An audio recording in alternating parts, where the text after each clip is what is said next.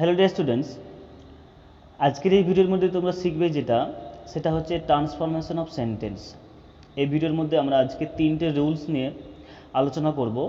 সেটা হচ্ছে সিম্পল থেকে কমপ্লেক্স তুমি কীভাবে পরিবর্তন করবে একটা সেন্টেন্সকে, সিম্পল থেকে কম্পাউন্ডে কীভাবে করবে, এবং কম্পাউন্ড থেকে কমপ্লেক্স সেন্টেন্সে তুমি কীভাবে পরিবর্তন করবে, সেটাকে নিয়ে আজকে এই ভিডিওর মধ্যে আলোচনা করব।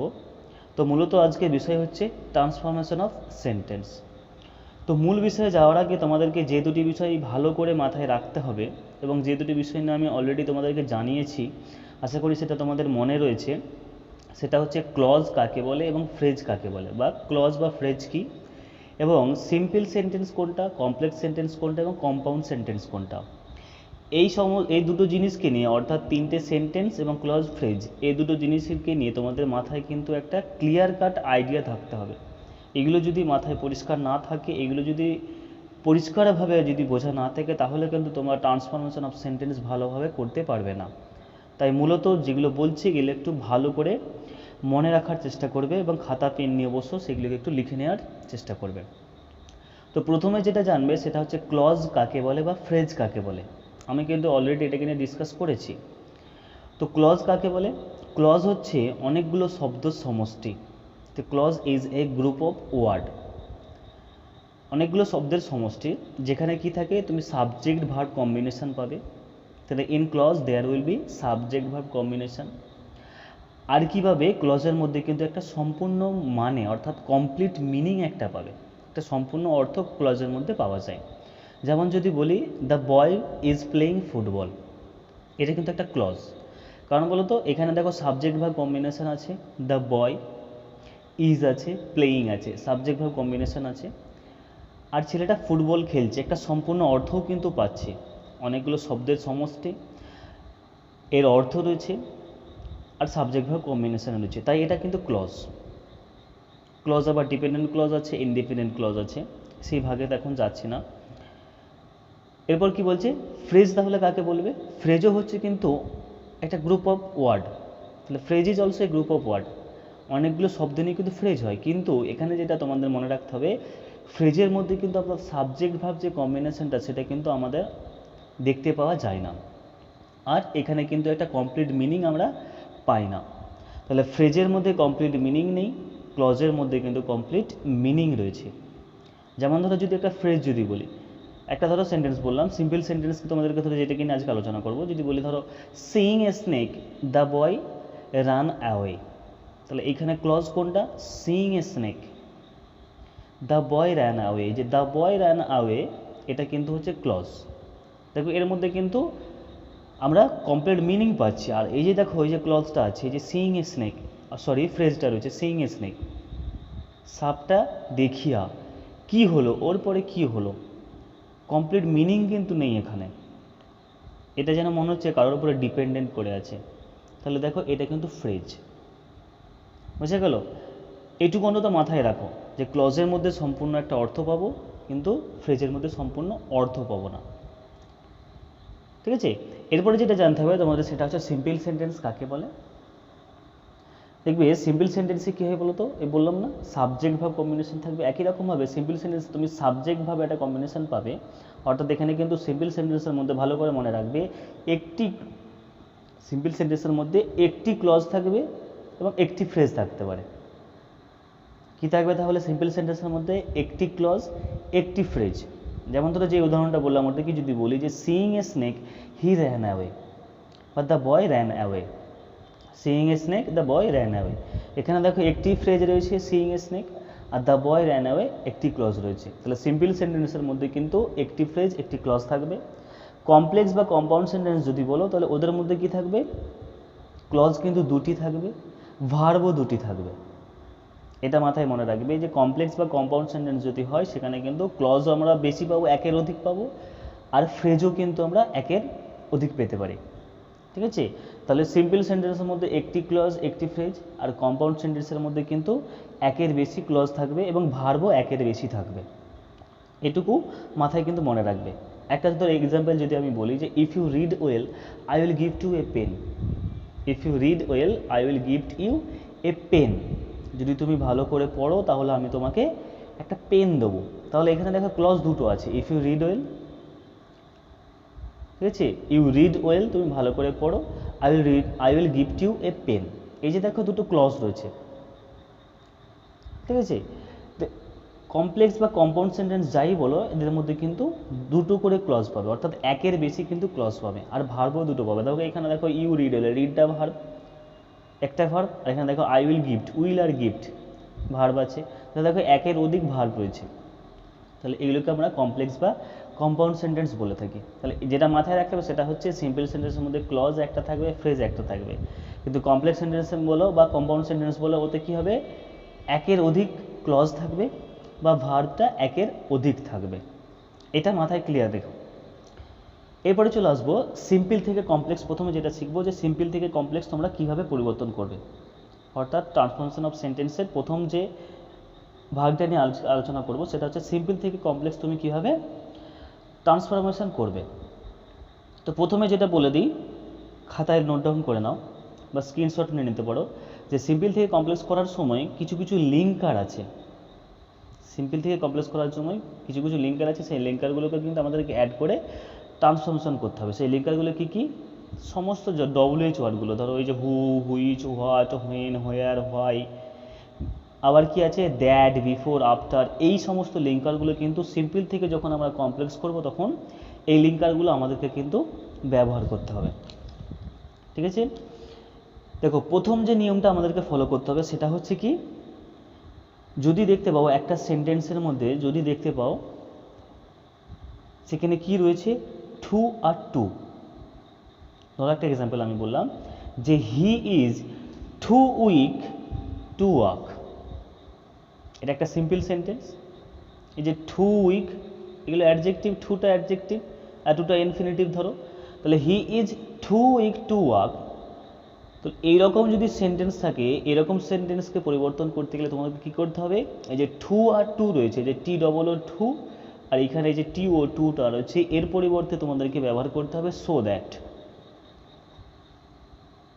বুঝে গেল? তাহলে প্রথম যে নিয়মটা তোমাদেরকে ফলো করতে হচ্ছে সেটা হচ্ছে সিম্পল সেন্টেন্সে যদি টু আর টু থাকে, ওর পরিবর্তে আমাদেরকে ব্যবহার করতে হবে সো দ্যাট। এক্সাম্পল হিসাবে যে he is too weak to walk, সে এতটাই দুর্বল, সে হাঁটতে পারছে না। তাহলে এটাকে তোমরা যখন কমপ্লেক্স সেন্টেন্সে করবে তখন কি করবে, প্রথম টু এর জায়গায় তোমাকে কিন্তু সো ব্যবহার করতে হবে। তাহলে he is so weak, he is too উইকের জায়গায় হয়ে যাচ্ছে হি ইজ সো উইক। তারপরে তোমাদেরকে লিঙ্কার ব্যবহার করতে হবে কি, দ্যাট। সো দ্যাট বললাম, সো দ্যাট ব্যবহার করতে হবে, তাহলে লিঙ্কার হিসেবে তো সো দ্যাট ব্যবহার করলে। এরপরে যেটা ভালো করে মনে রাখতে হবে যে এই যে আমরা আগের সেন্টেন্সটা বললাম টু ওয়াক ইনফিনিটিভ যোগে আছে, তাহলে এইখানে তোমাকে কিন্তু নিয়ে চলে আসতে হবে ক্যান নটটা ব্যবহার করতে হবে, যে হি ক্যান নট ওয়ার্ক। সাবজেক্টটাকে, এই যে ওয়ার্কটাকে কী করবে, ওয়ার্কটা একটা ভার্ব আছে, এই একটা ভার্বকে নিয়ে তোমাকে কিন্তু একটা ক্লজ করে নিতে হবে, যে হি ক্যান নট ওয়াক। এই টুটা কখন ব্যবহার করা হয়, যখন সে পারে না, কোনো কিছু পারে না। তাহলে he is too weak to walk, সে এতটা, এই সেন্টেন্সের ক্ষেত্রে কি মানে হচ্ছে যে ও পারে না, ও হাঁটতে পারে না। তাহলে তার জন্য তোমাকে কিন্তু ক্যান নট নিয়ে আসতে হবে। তাহলে he is so weak that he can not walk, এই যে ওয়াকটা আছে এই ওয়াকটাকে নিয়ে তোমাকে কিন্তু একটা ক্লজ করে নিতে হচ্ছে, কি সাবজেক্ট নিয়ে আসছো হি, তারপরে ব্যবহার করছো ক্যান নট, তারপরে ব্যবহার করছো যেমন আছে বাকি অংশটা ওয়াক, হাঁটতে পারছে না ভার্বটা ধরো। তাহলে এটাকে চেঞ্জ করে হয়ে যাচ্ছে হি is so weak that he can not walk. তাহলে তোমরা যেটা মনে রাখবে যে টু আর টু এর পরিবর্তে আমাদেরকে সো দ্যাট ব্যবহার করতে হবে এবং দ্যাটের পরে সাবজেক্ট ব্যবহার করে ওর পরে ক্যান নটটা ব্যবহার করতে হবে। বুঝে গেল? এরপরে নেমে চলে আসো। দেখো কিছু কিছু সেন্টেন্স পেয়ে যাবে, দেখবে সেই সেন্টেন্সের মধ্যে তোমরা কিন্তু জিরান্ড যোগে সিম্পল সেন্টেন্স পাবে বা পার্টিসিপেল যোগে, আইএনজি যোগে তোমরা কিন্তু সিম্পল সেন্টেন্স পাবে। তাহলে সেই রকম জিরান্ড যোগে বা আইএনজি যোগে যদি সিম্পল সেন্টেন্স থাকে তখন কি করবে, অর্থাৎ যদি ফ্রেজ থাকে তাহলে তোমরা কি করবে, সেই ফ্রেজটাকে কিন্তু ক্লজে পরিণত করে দিতে হবে। যেমন ধরো একটা এক্সাম্পল যদি বলি যে seeing the teacher all the students stopped shouting. Seeing the teacher all the student stopped shouting. তাহলে এইখানে ফ্রেজ কোনটা? Seeing the teacher. আর ক্লজ তাহলে কোনটা? All the student stopped shouting. শিক্ষক মহাশয়কে দেখিয়া সমস্ত ছাত্রছাত্রীরা চিৎকার করা বন্ধ করে দিল। তাহলে দেখো এখানে এই যে all the student stop shouting, এটাকে আমি ক্লজ বললাম। কেন বললাম বলো তো? দেখো এর মধ্যে একটা কমপ্লিট মিনিং পাচ্ছ, সাবজেক্ট ভার্ব কম্বিনেশন পাচ্ছ। অল দ্য স্টুডেন্ট সাবজেক্ট, স্টপটা ভার্ব, শাউটিং বাকি অংশটা। তাহলে all the student stop shouting, সমস্ত ছাত্রছাত্রীরা চিৎকার করা বন্ধ করে দিল। এর মধ্যে আমরা কিন্তু একটা কমপ্লিট মিনিং পাচ্ছি। কিন্তু এখানে বললাম সিইং দ্য টিচার, শিক্ষক মহাশয়কে দেখিয়া, দেখো ওটা কিন্তু এই ক্লজটার উপরে ডিপেন্ডেড, অর্থাৎ এটা কিন্তু ফ্রেজ। এটা দেখো সিইং, সি এর সঙ্গে আইএনজি যোগ করে জিরান করা হয়েছে। তাহলে শিক্ষক মহাশয়কে দেখিয়া ওরা কিন্তু ছাত্রছাত্রীরা চিৎকার করা বন্ধ করে দিল। তাহলে এরকম জিরান যোগে যখন সেন্টেন্স পাবে তখন কি করবে? এই যে ফ্রেজটা রয়েছে সিইং দ্য টিচার, এই যে ফ্রেজটা রয়েছে এই ফ্রেজটাকে তোমরা কি করবে? এক্সপ্যান্ড করে দেবে, মানে বিস্তার করে দেবে। এটাকে বিস্তার করে কি করবে? ক্লজে পরিণত করবে। অর্থাৎ সিইং দ্য টিচারটাকে তোমার কিন্তু একটা সেন্টেন্সে পরিণত করতে হবে। সিটাকে ভার্ব করতে হবে আর সাবজেক্ট নিয়ে আসতে হবে। তাহলে এটাকে তুমি যদি কমপ্লেক্সে করো তখন কি হয়ে যাবে? All the student stop shouting, all the student stop shouting. When, linker কি ব্যবহার করবে? হোয়েন। ওরা তো শিক্ষক মহাশয়কে দেখার পরেই তো করলো, তাহলে কোন ঘটনাটা আগে ঘটলো? শিক্ষক মহাশয়কে দেখলো, আর পরে কোনটা ঘটছে? সমস্ত ছাত্রছাত্রীরা বন্ধ করে দিল চিৎকার করা। তাহলে ছাত্রছাত্রীরা চিৎকার করা বন্ধ করলো কখন? যখন তারা শিক্ষক মহাশয়কে দেখলো। তাহলে সেই জন্য লিঙ্কার এখানে ব্যবহার হচ্ছে হোয়েন। তাহলে all the student stopped shouting, linker হিসাবে ব্যবহার করছে এখানে হোয়েন। ওর পরে কী ব্যবহার করবে? এই যে সিইং দ্য টিচার ফ্রেজটা রয়েছে এই ফ্রেজটাকে কিন্তু ক্লজে পরিণত করতে হবে। ক্লজে কীভাবে পরিণত করবে? যে ভার্বটা রয়েছে অর্থাৎ সিইং, সি এর সঙ্গে আইএনজি যোগ করা আছে, এই ভার্বটাকে কাজে লাগাবে, এটাকে ভার্ব করবে। সাবজেক্টটা কারা? সমস্ত ছাত্রছাত্রীরা। তাহলে দে, ওদের জন্য ব্যবহার করব দে, যে দে ওর পরে ব্যবহার করব they saw the teacher, when they saw the teacher. এই সটা দেখো এখানে এই যে সি আছে, সি এর পাস্ট ফর্ম করে দিলাম স, কারণ টোটাল সেন্টেন্সটাই আমাদের পাস্ট ফর্মে রয়েছে। তাহলে দে স দ্য টিচার। দেখো সিইং দ্য টিচারটাকে আমরা কিন্তু ক্লজে পরিণত করে দিলাম যে দে স দ্য টিচার, ওর আগে লিঙ্কার বোস করালাম হোয়েন। তাহলে ফাইনাল উত্তরটা কি? All the students stop shouting when they saw the teacher. সমস্ত ছাত্রছাত্রীরা চিৎকার করা বন্ধ করে দিল যখন তারা তাদের শিক্ষক মহাশয়কে দেখলো। তো তোমাদেরকে যেটা মনে রাখতে হচ্ছে যে ফ্রেজটা আছে সেই ফ্রেজ থেকে কিন্তু ওই যে সিইং দ্য টিচারটা আছে এটাকে কিন্তু আমরা ক্লজে পরিণত করে নিচ্ছি দে স দ্য টিচার। তাহলে যেটা রুলসটা হচ্ছে যে ফ্রেজটা থাকবে সেই ফ্রেজটাকে নির্বাচন করে সেটাকে ক্লজে পরিণত করতে হবে এবং সেই ক্লজটার সঙ্গে আর যে বাকি ক্লজটা রয়েছে সেই ক্লজটাকে একটা লিঙ্কার দিয়ে অ্যাড করে দিতে হবে, অর্থাৎ হোয়েন, যেখানে যে লিঙ্কারটা ব্যবহার হবে। আশা করি এটা ক্লিয়ার হয়েছে। এরপরে নিয়মে চলে আসবো। দেখো এরপরের যে নিয়মটা হচ্ছে কোনো কোনো সেন্টেন্সের মধ্যে যদি দেখতে পাও যে সেখানে হয়তো ডিউ টু দেয়া রয়েছে, কি দেয়া রয়েছে?